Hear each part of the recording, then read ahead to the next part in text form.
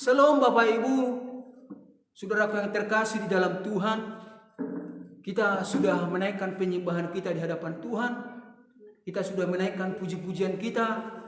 Dan saat ini tibalah firman Tuhan yang akan mengajari setiap kehidupan kita. Karena dengan firman Tuhan maka kita akan kuat. Karena dengan firman Tuhan kita akan memperoleh kekuatan baru.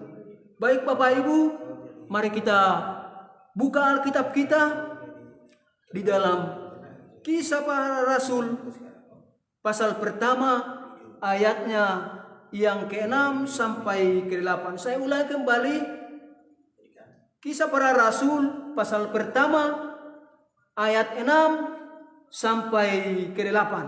Saya akan bacakan. Yesus terangkat ke surga. Maka bertanyalah mereka yang berkumpul di situ, Tuhan, maukah Engkau pada masa ini memulihkan kerajaan bagi Israel? Jawabnya, Engkau tidak perlu mengetahui masa dan waktu yang ditetapkan Bapa sendiri menurut kuasanya. Tetapi kamu akan menerima kuasa kalau Roh Kudus turun ke atas kamu. Dan kamu akan menjadi saksiku di Yerusalem dan di seluruh Yudea dan Samaria dan sampai ke ujung bumi. Nah, Bapak Ibu saudaraku yang terkasih di dalam Tuhan, dari ayat-ayat firman Tuhan yang baru saja kita perhatikan, saya angkat tema yaitu jangan fokus pada permasalahan kita, tetapi tekunlah di dalam doa. Dalam hidup ini Bapak Ibu saudara yang terkasih, kita akan selalu menghadapi setiap masalah demi masalah. Kita akan selalu mengalami persoalan. Begitu juga dengan setiap tantangan. Setiap orang akan mengalami permasalahan di dalam hidupnya. Tidak ada yang bisa mengelakkan itu Bapak Ibu.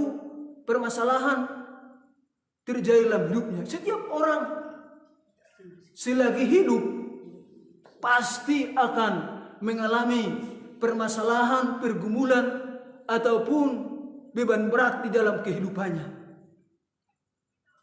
Saudara, tidak sedikit pada masa sekarang ini, tidak sedikit orang yang karena permasalahan di dalam hidupnya sehingga hatinya, pikirannya terfokus kepada masalah tersebut, sehingga dia dengan masalah itu dia menjadi lemah, sehingga karena hatinya, pikirannya terfokus dengan beban berat yang dialami, sehingga stres dan akhirnya menjadi sakit.